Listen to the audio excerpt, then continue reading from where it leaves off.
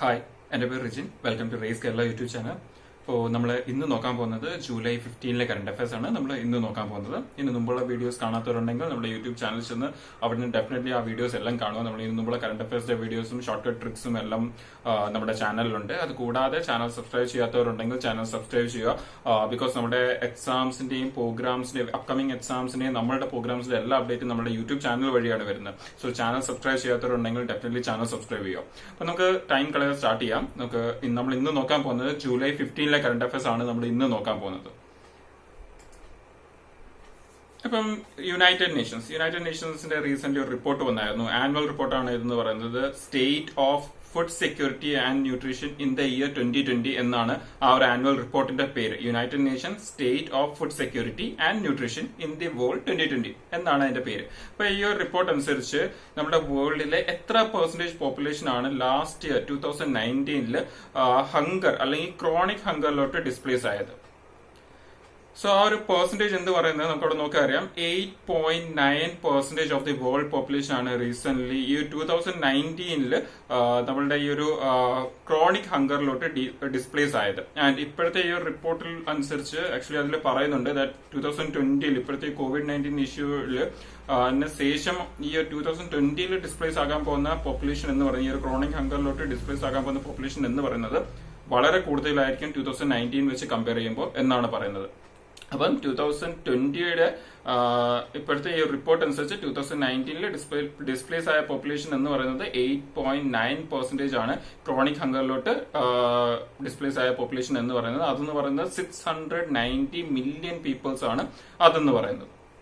And ഈ report വളരെ important ആണ്. ബിക്കോസ് ഈ റിപ്പോർട്ട് ആക്ച്വലി കൊണ്ടുവരുന്ന യുണൈറ്റഡ് നേഷൻ ഒറ്റയ്ക്കല്ല. യുണൈറ്റഡ് നേഷന്റെ കൂടെ ചേർന്നിട്ട് ആക്ച്വലി യുണൈറ്റഡ് നേഷന്റെ അണ്ടറിലൊക്കെ വരുന്ന 5 ഓർഗനൈസേഷൻ ചേർന്നിട്ടാണ് ഈ ഒരു സംഭവം കൊണ്ടുവരുന്നത്, ഈ ഒരു റിപ്പോർട്ട് കൊണ്ടുവരുന്നത്. ആ ഒരു ഓർഗനൈസേഷനുകളുടെ പേരൊക്കെ താഴെ കൊടുത്തിട്ടുണ്ട്. അപ്പം ആ ഒരു 5 യുണൈറ്റഡ് നേഷൻ ഏജൻസി ചേർന്നിട്ടാണ് ശരിക്കും ഈ ഒരു റിപ്പോർട്ട്സ് കൊണ്ടുവരുന്നത്. സോ അതുകൊണ്ട് തന്നെ ഈ റിപ്പോർട്ട് വളരെ ഇമ്പോർട്ടന്റ് ആണ്. Next, reimagine campaign. ഈ റീഇമാജിൻ ക്യാമ്പയിൻ ഏത് ഓർഗനൈസേഷൻ ആണ് റീസെന്റ് ലോഞ്ച് ചെയ്തത്, എന്തിനു വേണ്ടിയാണ് ലോഞ്ച് ചെയ്തത്? ഈ റീഇമാജിൻ ക്യാമ്പയിൻ ലോഞ്ച് ചെയ്തത് യൂണിസെഫ് ആണ്, United Nation children's education fund ആണ്.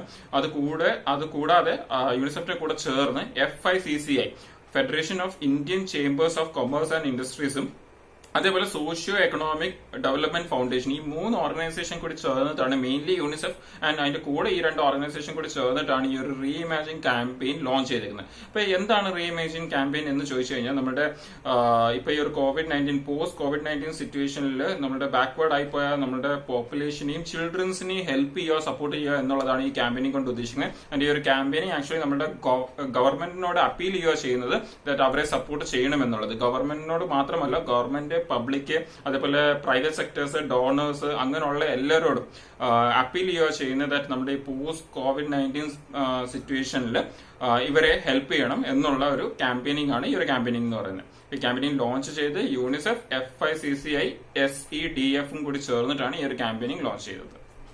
Next, United Nation office on drugs and crime. അപ്പം ഈ ഒരു ഓർഗനൈസേഷൻ റീസെന്റ് ഒരു റിപ്പോർട്ട് കൊണ്ടുവന്നായിരുന്നു, world wildlife crimes report. അപ്പം ഈ ഒരു റിപ്പോർട്ടിന്റെ അണ്ടറിൽ വേൾഡിലെ ഏറ്റവും കൂടുതൽ ട്രാഫിക് ചെയ്യപ്പെടുന്ന വൈൽഡ് ആനിമൽ ഏതാണ് എന്നാണ് പറഞ്ഞേക്കുന്നത്.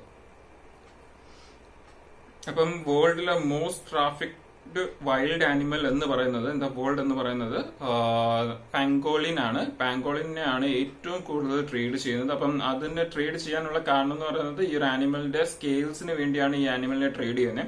2013 ടൈം പീരീഡിൽ ഇതിന്റെ ഒരു ട്രേഡ് എന്ന് പറയുന്നത് 0 ആയിരുന്നെങ്കിൽ 2017 ഒക്കെ ആയപ്പോൾ ഇതിന്റെ ഒരു ട്രേഡ് എന്ന് പറയുന്നത്, ലീഗൽ ട്രേഡ് എന്ന് പറയുന്നത്, ഇല്ലീഗൽ പോലും അല്ല, ലീഗൽ ട്രേഡ് മാത്രം തന്നെ 13 ടണ്ണാണ്. അപ്പം ഇല്ലീഗൽ ട്രേഡ് കൂടി ചേർത്ത് കഴിഞ്ഞാൽ അത് വളരെ കൂടുതലായിരിക്കും. അപ്പം ഈ ഒരു ആനിമലിന്റെ ട്രേഡിംഗ് ആനിമലിന്റെ സ്കെയിലിന് വേണ്ടിയുള്ള ട്രേഡിംഗ് വളരെ കൂടുതലാണ് എന്നാണ് ഈ റിപ്പോർട്ടിൽ പറഞ്ഞേക്കുന്നത്. അപ്പൊ ഇവിടുന്ന് 2-3 ക്വസ്റ്റ്യൻസ് ചോദിക്കാം. ഏത് ആനിമലിനെ കുറിച്ചാണ് പറഞ്ഞേക്കുന്നത്, അല്ലെങ്കിൽ വേൾഡിലെ മോസ്റ്റ് ട്രാഫിക്ഡ് വൈൽഡ് ആനിമൽ ഏതാണ് എന്നുള്ള ക്വസ്റ്റ്യൻസ് എല്ലാം ചോദിക്കാം ഇവിടുന്ന്. അപ്പൊ ഈ ഒരു United Nation office on drugs and ക്രൈംസിന്റെ ഹെഡ് ക്വാർട്ടേഴ്സ് എന്ന് പറയുന്നത് ഓസ്ട്രിയയിലാണ്. Next, okay. അപ്പൊ നമ്മുടെ വേൾഡില് ആറാമത്തെ വേൾഡ് 6th റിച്ചസ്റ്റ് മാൻ ആരാണ്?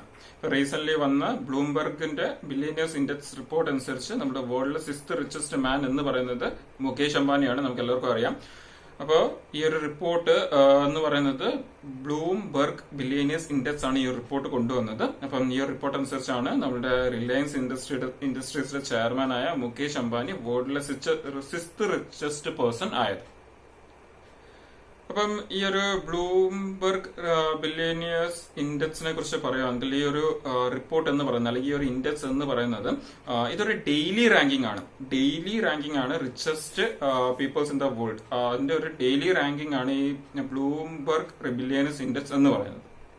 പിന്നെ ഈ ഒരു അംബാനി ഇപ്പൊ റിച്ചസ്റ്റ് പേഴ്സൺ ആയത് ആക്ച്വലി നമുക്കറിയാം, നമ്മൾ ഈ ഒരു കറണ്ട് അഫയേഴ്സ് കണ്ടുകൊണ്ടിരിക്കുന്നവർക്കറിയാം, ഒരു കുറച്ച് ദിവസം മുമ്പ് ലൈക്ക് ലാസ്റ്റ് മന്ത് ആണ് റിപ്പോർട്ട് അനുസരിച്ച് നമ്മുടെ ഈ ഒരു മുകേഷ് അംബാനി റാങ്ക്സ് 9th വന്നത്. 9th പൊസിഷനിലായിരുന്നു. ജസ്റ്റ് ഫ്യൂ ഡേയ്സ് കൊണ്ട്, ഒരു മാസം പോലും എടുത്തില്ല, ജസ്റ്റ് ഫ്യൂ ഡേയ്സ് കൊണ്ടാണ് ഈ ഒരു 9th പൊസിഷനിൽ നിന്ന് 6th പൊസിഷനിൽ എത്തിയത്. അപ്പം ഇങ്ങനെ ഇത്രയും പെട്ടെന്നൊരു ഹൈക്ക് ഉണ്ടാകാൻ കാരണം എന്ന് പറയുന്നത് റിലയൻസ് ജിയോയുടെ ഷെയർസ് റീസെന്റ് ഒരുപാട് സെല്ല് ചെയ്തായിരുന്നു. അപ്പൊ ഈ ഒരു ജിയോയുടെ പ്ലാറ്റ്ഫോമിനെ ഷെയർസിനെ സെല്ല് ചെയ്തുകൊണ്ടാണ് പെട്ടെന്ന് ഈ ഒരു ഹൈക്ക് ഉണ്ടാകാൻ കാരണം. നെക്സ്റ്റ്, ഇന്ത്യയിലെ ഏത് IIT ആണ് റീസെന്റ് ഒരു UV ultraviolet sanitising device develop ചെയ്തത്?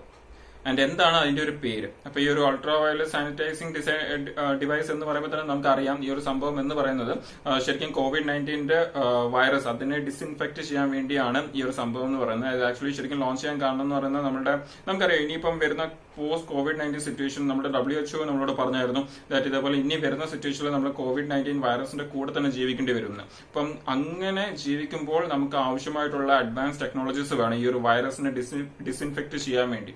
അപ്പം അതിനു വേണ്ടിയാണ് ഈ ഒരു ടെക്നോളജി ലോഞ്ച് ചെയ്തേക്കുന്നത്. ഇതൊരു UV സാനിറ്റൈസിംഗ് ഡിവൈസ് ആണ് ശരിക്കും ഇതെന്ന് പറയുന്നത്. ഈ ഒരു ഫുൾ ഡിവൈസ് എന്ന് പറയുന്നത് ആക്ച്വലി 6 UV ലൈറ്റ്സ് ആണ്, 6 UV ലൈറ്റ്സ് ആണ്. ആൻഡ് എല്ലാം 15 വാട്ടിന്റെ ലൈറ്റ് ആണ്. ഈ ഒരു സംഭവത്തിനെ നമുക്ക് നമ്മുടെ സ്മാർട്ട് ഫോൺ ഉപയോഗിച്ച് തന്നെ ഓണും ഓഫ് ചെയ്യാനും ഓപ്പറേറ്റ് ചെയ്യാനും കൺട്രോൾ ചെയ്യാനും സാധിക്കും. അപ്പോൾ ഇങ്ങനെ ചെയ്യുമ്പോൾ നമുക്ക് ജസ്റ്റ് ഒരു 15 മിനിറ്റ് കൊണ്ട് തന്നെ ഒരു 10x10 സ്ക്വയർ ഫീറ്റ് റൂമിനെ കംപ്ലീറ്റ്ലി ഡിസ്ഇൻഫെക്ട് ചെയ്യാൻ പറ്റും ഇത് ഫുൾ ഓപ്പറേഷനിലാണെങ്കിൽ എന്നാണ് പറയുന്നത്. അപ്പം ഇതിന്റെ ഒരു ഇനീഷ്യൽ ടെസ്റ്റിംഗ് ഇപ്പം റീസെന്റ് കഴിഞ്ഞു, അത് സക്സസ്ഫുൾ ആയിരുന്നു. അപ്പം അത് ബേസ് ചെയ്താണ് ഇപ്പൊ ഈ ഒരു സംഭവം ലോഞ്ച് ചെയ്തേക്കുന്നത്. അപ്പം ഇതിന്റെ ഒരു പേര് എന്ന് പറയുന്നത് ശുദ്ധ് എന്നാണ് ഇതിന്റെ ഒരു പേര് എന്ന് പറയുന്നത്. ഇത് ഡെവലപ്പ് ചെയ്തേക്കുന്നത് IIT കാൺപൂർ ആണ് ഇത് ലോഞ്ച് ചെയ്തേക്കുന്നത്. അപ്പം IIT കാൺപൂർ ആണ് ഈ ഒരു സംഭവം ഡെവലപ്പ് ചെയ്തേക്കുന്നത്. ഇതിന്റെ പേര് എന്ന് പറയുന്നത് ശുദ്ധ് എന്നാണ്. അൾട്രാ വയലറ്റ് സാനിറ്റൈസിംഗ് ഡിവൈസ് ആണ് ഇതെന്ന് പറയുന്നത്. Next, Arad and Carmel.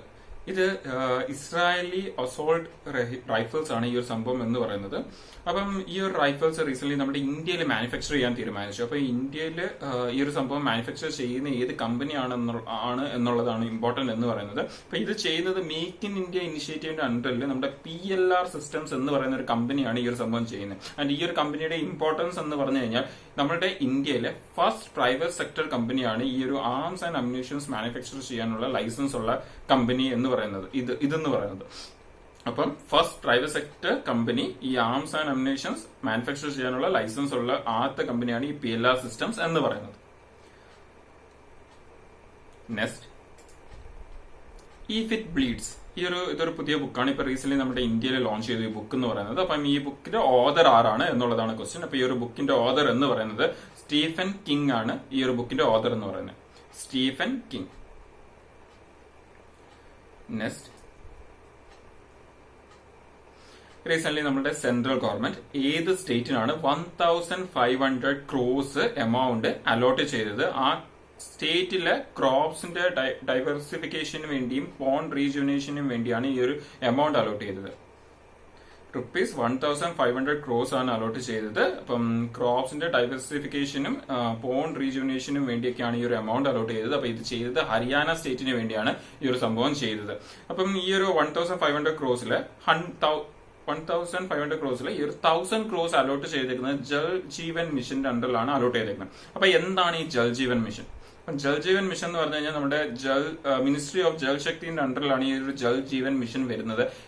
ഈ ഒരു ജൽ ജീവൻ മിഷൻ കൊണ്ട് ഉദ്ദേശിക്കുന്ന അല്ലെങ്കിൽ ഈ ഒരു സ്കീം എന്ന് പറയുന്നത് നമ്മുടെ ഇന്ത്യയിലെ എല്ലാ ഹൗസ് ഹോൾഡിലും പൈപ്ഡ് വാട്ടർ കണക്ഷൻ ഉണ്ടായിരിക്കണം എന്നുള്ളത്, അല്ലെങ്കിൽ പൈപ്ഡ് വാട്ടർ കണക്ഷൻ പ്രൊവൈഡ് ചെയ്യുന്ന ഒരു സ്കീമാണ് ഈ ജൽ ജീവൻ മിഷൻ എന്ന് പറയുന്നത്.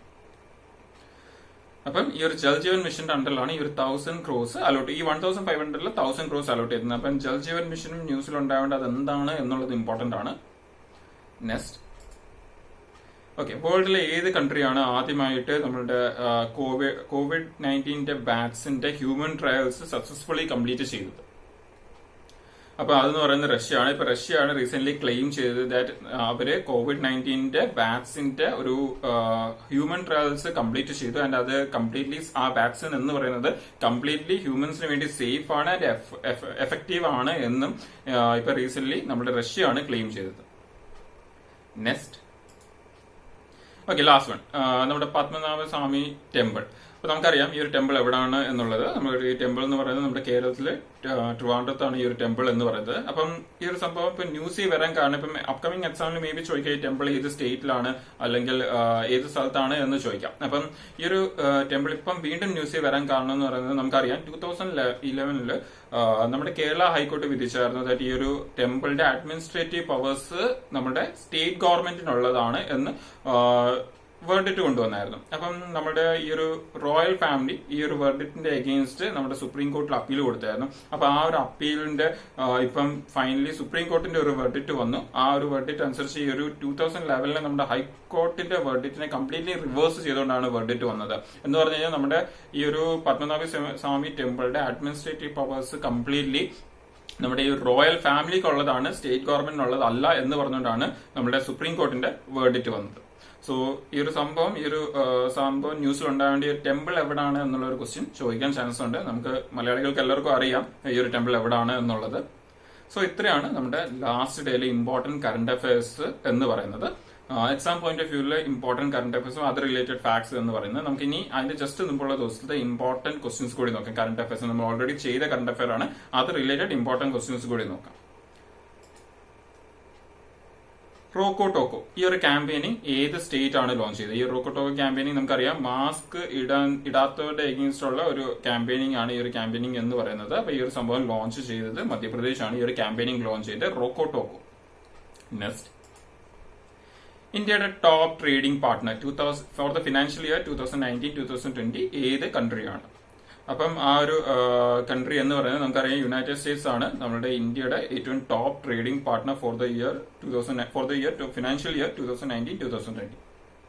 നെക്സ്റ്റ്, $10 ബില്യൺ ഡിജിറ്റലൈസേഷൻ ഫണ്ട് നമ്മുടെ ഇന്ത്യയിൽ ലോഞ്ച് ചെയ്യാൻ പോകുന്ന ഇൻവെസ്റ്റ് ചെയ്യാൻ പോകുന്ന ഏത് കമ്പനിയാണ്? സോ അതെന്ന് പറയുന്നത് നമ്മുടെ ഗൂഗിൾ ആണ് നമ്മുടെ ഇന്ത്യയിൽ ഈ $10 ബില്യൺ ഡിജിറ്റലൈസേഷൻ ഫണ്ട് ഇൻവെസ്റ്റ് ചെയ്യാൻ പോകുന്നത്. നെക്സ്റ്റ്, ഓക്കെ, ഏത് കമ്പനിയാണ് നമ്മുടെ CBSEയുടെ കൂടെ ചേർന്നിട്ട് ഓൺലൈൻ എഡ്യൂക്കേഷൻ പ്രൊവൈഡ് ചെയ്യാൻ പാർട്ട്ണർഷിപ്പ് ഉണ്ടാക്കിയത്? അതേപോലെ തന്നെ CBSEന്റെ അണ്ടറിലുള്ള സ്കൂൾസ് ക്ലാസ് റൂംസിനെ ഡിജിറ്റലൈസ് ചെയ്യാൻ വേണ്ടിയും ഒരു പാർട്ട്ണർഷിപ്പ് ഉണ്ടാക്കിയിട്ടുണ്ട്. സോ അതെന്ന് പറയുന്നത് ഇന്നലെ നമ്മൾ കണ്ടായിരുന്നു ഗൂഗിൾ തന്നെയാണ് ആ ഒരു പാർട്ട്ണർഷിപ്പ് ഉണ്ടാക്കിയിരിക്കുന്നത് CBSEയുടെ കൂടെ ചേർന്ന് നമ്മുടെ CBSEന്റെ അണ്ടറിലുള്ള സ്കൂൾസിനെ എല്ലാം ഡിജിറ്റലൈസ് ചെയ്യാൻ വേണ്ടി.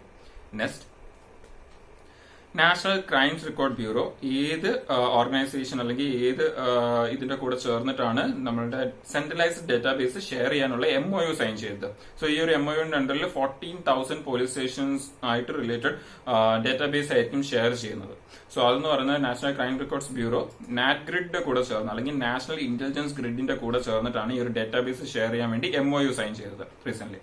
നെക്സ്റ്റ്, 2020 വോൺ കർമൻ അവാർഡ് ഈ ഒരു അവാർഡ് ലഭിച്ചത് ആർക്കാണ്?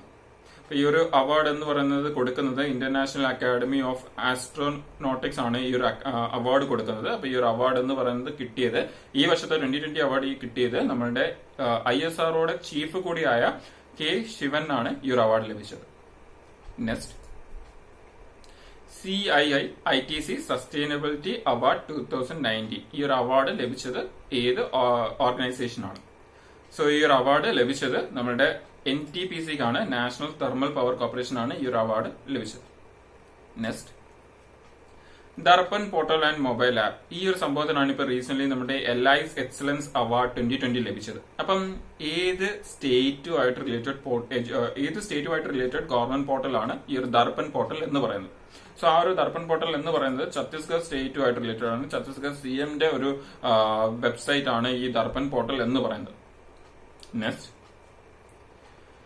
Global humanitarian award 2020 top publicist honour ഏത് ആൾക്കാണ് കിട്ടിയത്? സോ ആ ഒരു അവാർഡ് കിട്ടിയത് നമ്മുടെ ഇന്ത്യയിൽ നിന്നുള്ള സച്ചിൻ അവസ്ഥയ്ക്കാണ് ഈ ഒരു അവാർഡ് ലഭിച്ചേക്കുന്നത്.